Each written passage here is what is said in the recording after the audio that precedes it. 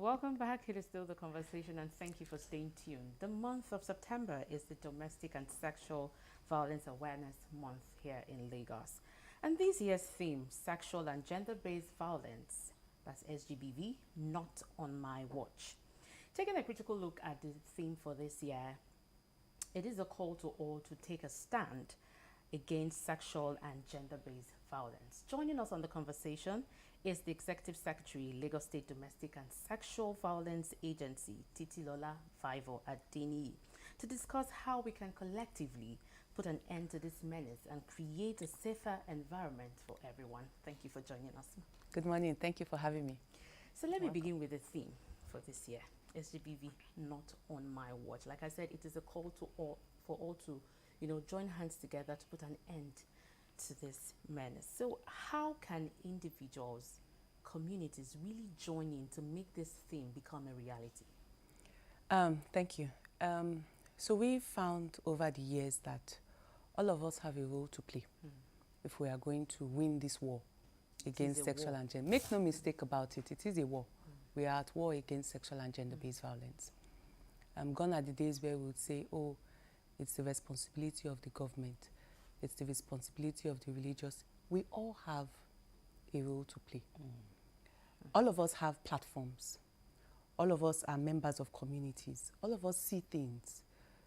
When we see, for instance, we see a child walking funny or being apprehensive of a particular person, do we just turn a blind eye? Or do we take a step forward and try to understand what the issue is with the child? What is our index of suspicion high? People disclose issues on social media. What's our response? You hear somebody come on social media and say, oh, I was sexually harassed. What is your response as an individual? Is it to name and shame? Or is it to encourage this person, to report officially? So the point is, all of us have a role to play in eradicating this menace out of our society. Hence the theme, SGBV, not on my watch, not in my Lagos. Okay, still talking about the theme, what's the significance of it and how does it reflect the agency's goals? You know why statutory agency set up by the state, by the law, the Lagos State Domestic and Sexual Violence Agency Law 2021, and our mandate is very clear, to prevent and respond to sexual and gender-based violence. And part of our statutory mandate, as provided for in Section 5 of the law, is to ensure continuous awareness is created around these issues, because these issues thrive in secrecy. There is a culture of silence. There is a culture of stigma, of shame. And the only way we can break that culture is by demystifying these issues, And I think we're going there. We're getting there slowly. The fact that we're able to have this conversation this morning and address this issue of gender-based violence is a testament to the fact that we are gradually breaking the culture of silence. Okay, I want to talk about domestic violence. I have noticed that, some individuals or certain individuals and of course couples do still understand what it means to violate the other party. I'd like you to, explain again what it means, because you just see a man slap his wife. Excuse me. And if you say something, say, what's your business? It's my wife. I paid them dowry. Bless you. Bless you. So I'd like you to explain, what it really means so that our viewer can understand. Yes. Okay, so domestic violence is basically any form of violence that occurs in a home setting, in a cohabiting, it involves people in a cohabiting relationship.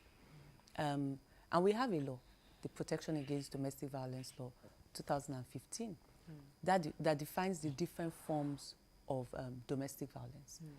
We have physical abuse, emotional abuse, verbal abuse, sexual abuse in the home, stalking, harassment, forceful ejection from the home, pouring of acid, So there are different forms of violence that amount to domestic violence. A lot of people think domestic violence is limited to physical. Exactly. But it's not. as I've just highlighted, the different forms of violence. And it has to occur in a home setting. And it is also not limited to people that are married. Because you hear things like, oh, I'm not married, I'm not married under the Act. Maybe they didn't go to the registry. Or they've been cohabiting. They are cohabiting. Okay. Boyfriend and girlfriend, parents and children, domestic staff and employers. As far as they're in a cohabiting relationship, any violence that occurs in the home is deemed and referred to as domestic violence. Okay, I'm interested in the parent-child one. Exactly?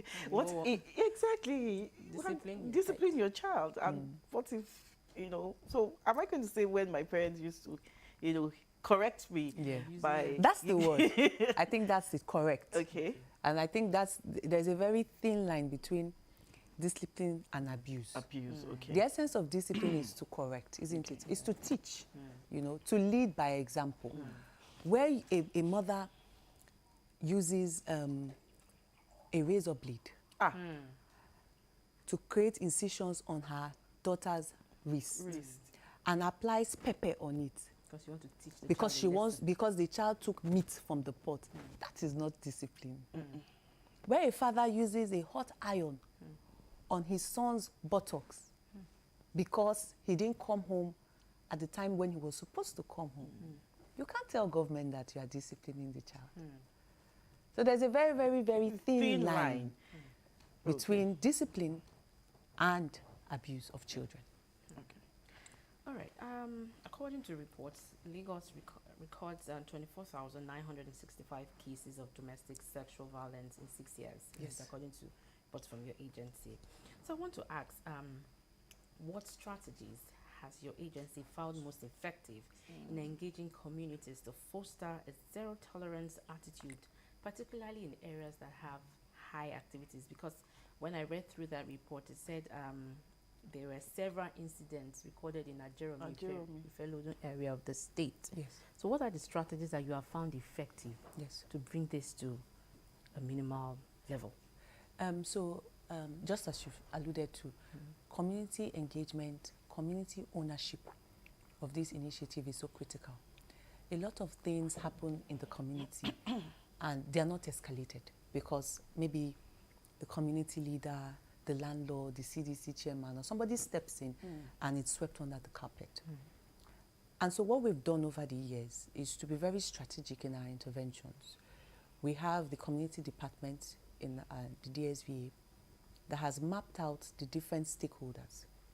So we have identified the CDCs and the CDAs as a very strong stakeholder in this fight.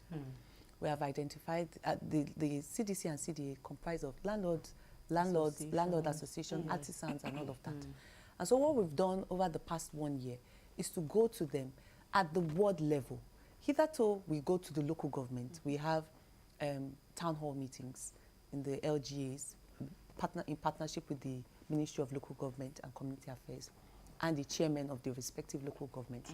But it's important for us for this information to filter down to the grassroots, hence the need to engage the CDCs and the CDAs. And so far, the feedback has been quite encouraging. How have because they are now even referring cases to us. Because they see Because they are seeing it. And now they know what to do. Before now, they may think that, oh, domestic violence is a family matter. But when we engage them, we don't just engage, we train them. Educate them on the provisions of the law.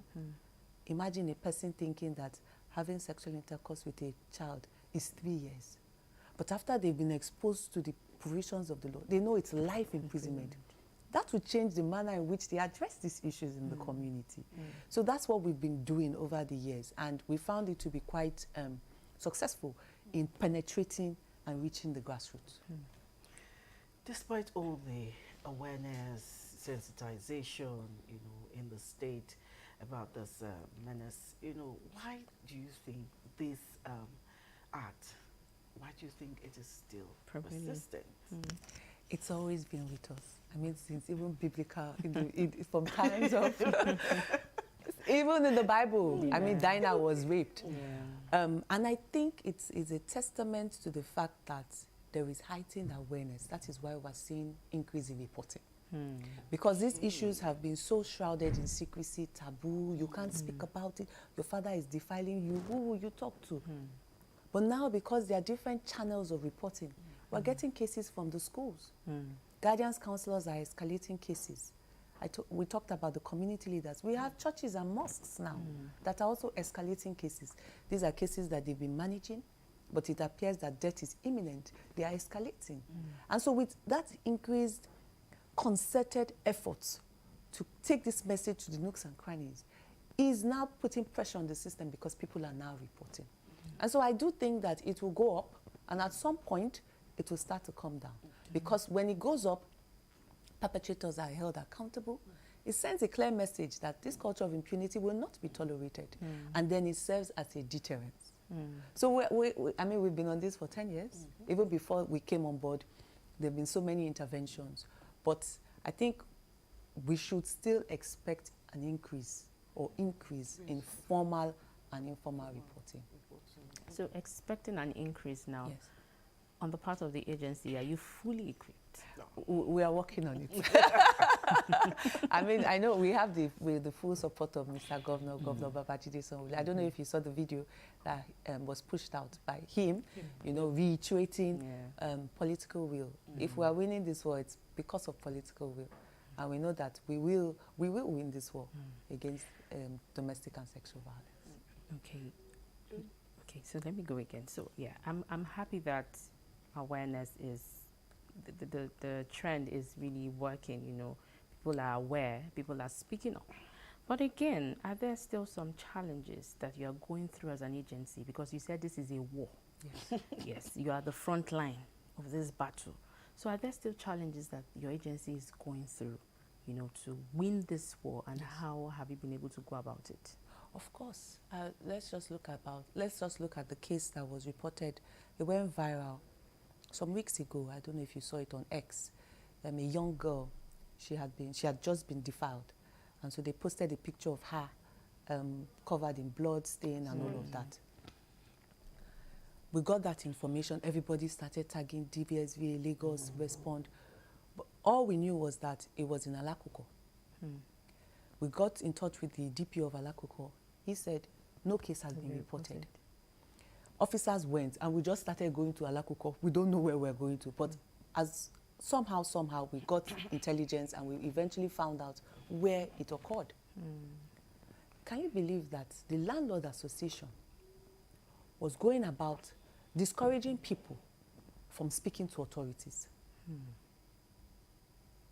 That is a major barrier for survivors accessing justice. Again, because of the culture of silence and shame and stigma. So that's a major issue that we are still grappling and battling with. We also have people that don't have faith in the system. And you hear things like, oh, I've left it to God, you know. Especially if you are dealing with a suspect that is quite influential. I was going to say that. Yes. You know. Okay, go on. And that's where we need to re-emphasize the point that the state government is a support system. It's not just to say report. We have mechanisms in place to be that backbone for the survivor. And we're talking about ensuring access to free medical attention, legal assistance. Sometimes the family I spoke to you about, they had to be relocated from that environment. There's empowerment that can also be provided for psychosocial support. A person that has experienced domestic and sexual violence needs to access psychosocial support. And I don't know if you've tried to access the services of a clinical psychologist. It's quite expensive. Yeah, it is. And we provide these services at no cost to our survivors. Okay, how do you protect whistleblowers? Whistleblowers, of course, we know what, you know, when they call you that, oh, something is happening here, of course, they don't want their identity to be known. So how do you protect such people? So the law actually, we have the sex offenders register and mandated reporting policy as far back as 2016 that actually protects we refer to them as mandated reporters. Mandated. Mandated reporters, yes. Whistleblowers, yes, or good Samaritans. Good Samaritans. And so when they report, they are not obliged to disclose their details. We don't need their details. What we need is the location. Okay, they're not So obliged to- they are not. okay, so- You can't imagine somebody calling up to say, oh, there's a fracas going on in Ikeja. Where in Ikeja? That's what we need from mandated reporters. But, and this is what we tell the mandated reporters. You want us to ensure your identity is confidential. And yet, you are calling government in the presence of the community. Using discretion. I'm reporting you to the Lagos State government. Of course, everybody is going to know that you are the one. Yeah. So we always encourage them that you don't need to let anybody know you are the one that has reported. And we will not divulge that information, right? And interestingly, there was a particular lady that did that, and we had to actually support her because the community really came hard Came for her. on her. Despite all this awareness with, That's right. with communities and their leaders. Anyway, social media has its own, has its ups and downs. So how has social media, really impacted on this cause? Wow. I think last year we received 233 cases via social media. 233. Social media, as you rightly said, is such a powerful tool. And I don't think it's just social media. I think technology, and we must embrace technology. So, but are all these cases reported? Are they Yes. true? So, Were they prank reports? so we had, but this was not actually via social media. This was a working case. The lady actually tried to set the man up. She alleged that the man had sexually assaulted her. Okay. I know there is a story that trended a while ago. Which one? I mean, Okay, I think I know the one. that had to do with someone. Okay, both of them work in that organization. Yes. Oh, it's under investigation. Okay. Any moment Okay. from now, we'll know where we're going to. What it's awaiting DPP advice. Okay. Yes.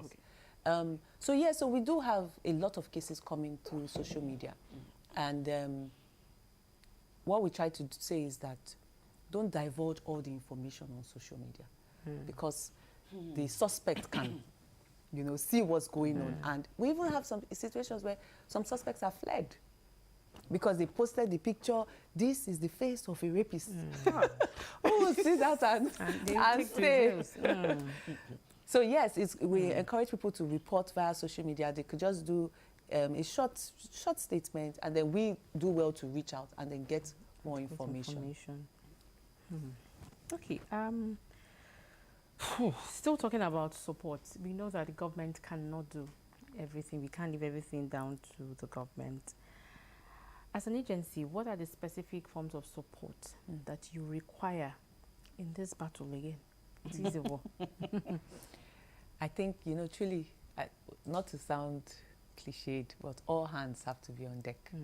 And let me use this opportunity to appreciate the NGOs and CSOs that are doing amazing work in the community, the likes of Mirabel Center, Women at Risk International Foundation, WAP. I mean, they provide access to free medical services to survivors of sexual violence. Again, I mean, if I just remember how we started this conversation, all of us have a role to play. It may be as little as reposting a post on social media, or retweeting or liking or commenting, just to drive, that conversation. Because again, we are battling with the culture of silence. Despite the interventions and the advocacy, there are still a lot of people that are not aware of these issues. Neither do they know about support services that exist that they can take advantage of. Okay, looking at the role of men, I'd like you to elaborate on the Men We Sabi initiative and its importance. So the Men We Sabi initiative was designed to break down gender stereotypes. So I'll give an example. Last year we had a sister come to report that her sister had been killed by the husband. Why? Because she did not cook as at when due. You killed her. She's late now. She's late. She was 24. She had just had a baby. The baby was 2 months. Oh my goodness. And so that got us thinking. We hear things like, oh, she doesn't clean. She doesn't iron. The salt is always too much in the rice. These are gender roles. No baby girl is born with a spoon and an apron. It is culture and society that has ascribed this to the female gender. Yeah. Cooking is a means to an end. All of us must cook. So the idea is, how can we engage men in a creative manner? Not that, oh, all men are abusers. No. How can we let them see that these gender stereotypes are actually, if we're not careful, will encourage the perpetration of gender-based violence. So we actually partner with organizations such as Power Oil, where we go to the market and then have cooking competitions. It's men that cook. We have men change diapers, men take care of crying babies, just to get that conversation going. And we use that process, that medium to engage.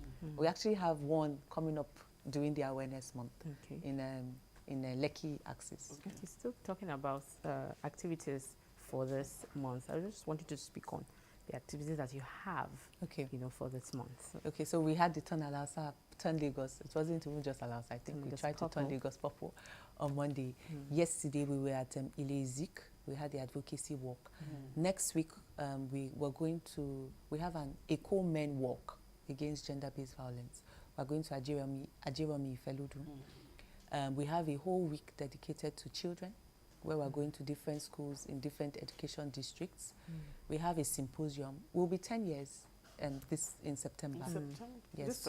This September, on the 9th of September, actually. So we want to take an appraisal. How far have we come? What are the issues? And can we generate a policy framework for the next 10 years? Then we have a symposium for survivors, our stories to tell. It's an opportunity for survivors to unwind and relate with each other. We have campus activation. We're going to LASU STEC, LASU Yaba Technology to engage with students. We're also going to the slums. It's not enough for us to go to schools. We need to reach out of school children. And then we end it off with the Governor's Commendation and Awards Night, where hopefully Mr. Governor will be presenting letters of recognition to institutions and persons that have distinguished themselves in the fight against sexual and gender-based violence. Okay, my colleague Abimbola has a question for you. Yes. So I'd like to ask, you've talked about the fact that we all have a role to play here. And many times a lot of people think sex offenders can go scot-free. So I'd like for you to talk about prosecutions as well as how far have we gone with the sex offenders register? Thank you so much. Lagos State government secured over 50 convictions last year, between last year and this year. And the convictions, if you notice, most of them are life imprisonment. And it's to send a very, very clear message that these issues will not be tolerated.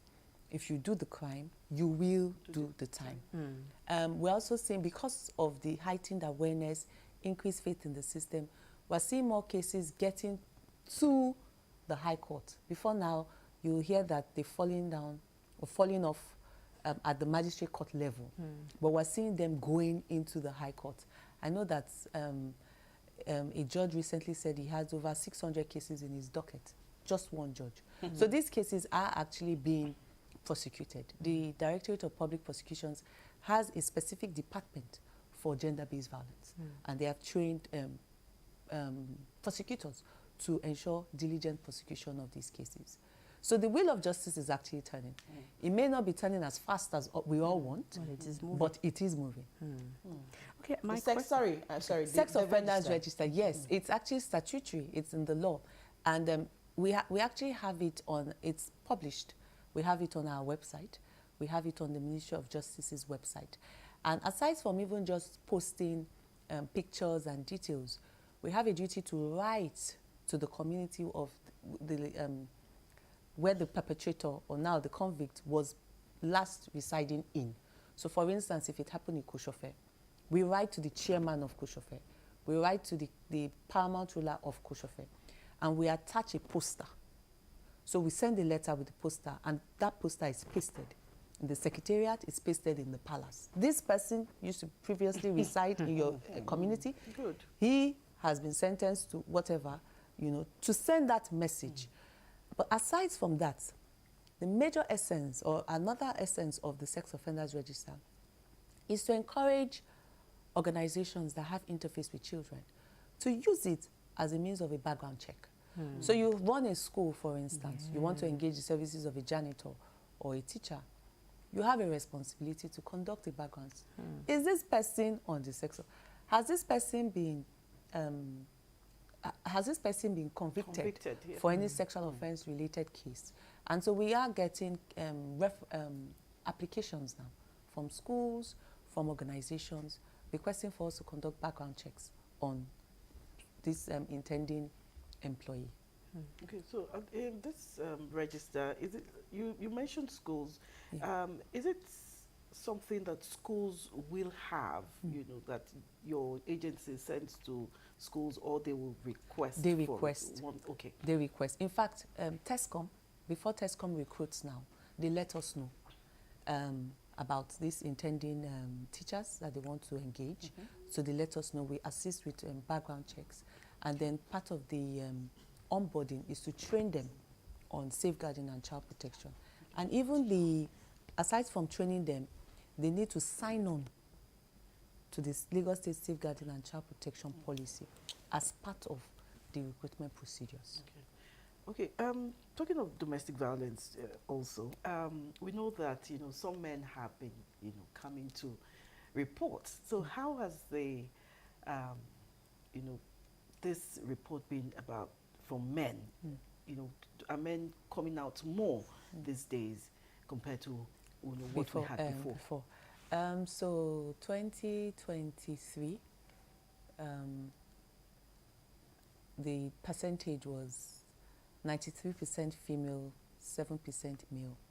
2022, that was the percentage. 2023 was 90% female, 10% male. 2023, we provided services to 333 men that came to report different cases of domestic violence, not limited to physical, emotional, verbal, harassment, or threat to life. So we do have men that are gradually, breaking the culture of silence and reporting. Okay. Yeah, I just wanted to ask, for the perpetrators, you said it's life imprisonment. So when they get that, how do I call it now? When they get sentenced, do you leave them there just like that, or there is like a mind re-engineering course that they go through, or they are just there to serve their term? So not all cases end up with life imprisonment. Okay. So rape, defilement, sexual assault by penetration, life imprisonment. But you have sexual assault, which is 3 years. You have sexual harassment, which is 3 years. You have attempt, 14 years. Attempt? Yes, in fact, you attempted and you were not successful. 14 years. Wow. Then we have causing a person to engage in unlawful sexual activity, 5 years. So we do have people that are incarcerated and will eventually be, come back into the society. So what we did last year was to partner with the Nigerian Correctional Service, and we've developed a curriculum for those people, because we've seen that if they do not have that reorientation, there's a high likelihood of recidivism. And so we did that last year, and we hope to continue to do that, where we engage them, coping mechanisms. Data has shown that this data we commissioned was in 2016. We engaged 140 sex convicts. 80.5% of them told us they had been abused at a very young age. Yeah. And unfortunately, they did not access psychosocial support, so they started abusing others. It's not an excuse, but if you want to treat a problem, it's good to go to the root cause, isn't it?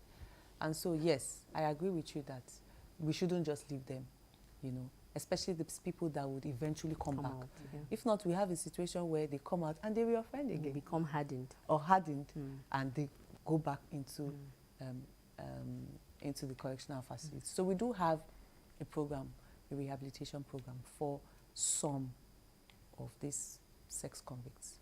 Okay, I know you mentioned something. Okay, briefly, beyond this awareness month, you know, what's long-term strategies, you know, does the DSVA have in place to sustain the efforts against SGBV? So what we're doing really is to mainstream SGBV into the different sectors. And we're seeing the benefits of this. In schools now, it's in the curriculum. In the health sector, if a person comes in, the doctors have been trained, their index of suspicion is high. A woman comes in, let's use an example of a woman, and she has a black eye, but she came to report malaria. They are trained now to elicit information. And this is what we mean by mainstreaming. So that whether or not people from DSVA are in the hospital, the doctors, the nurses, the psychologists, the social workers can pick and then escalate appropriately. And I think that's the way to go, because we cannot be everywhere. It's important for us to leverage existing platforms to, you know, bring this message and ensure that when people come into either the police station, the hospital, even the pharmacy, we're able to pick up the signs and the referral pathway is activated so that such a person is able to access support. Okay, final question. In spite of the awareness, some people have still not gathered the strength enough to come out and speak about what they are going through. In few seconds, what do you have for them? Just want to encourage anybody that is listening, if you are experiencing domestic or sexual violence, we'd like you to know that it's not your fault, you are not to blame. If you're in Lagos State, we encourage you and we reaffirm our commitment to ensuring you are able to access holistic support. One of the ways you can get your power back is by reporting. And we encourage you to please call us on our toll-free line 08000 333 333. This is how far we can go for today.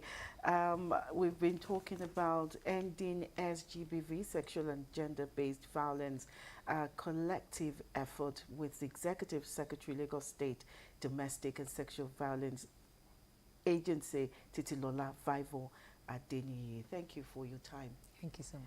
The program continues after this short break.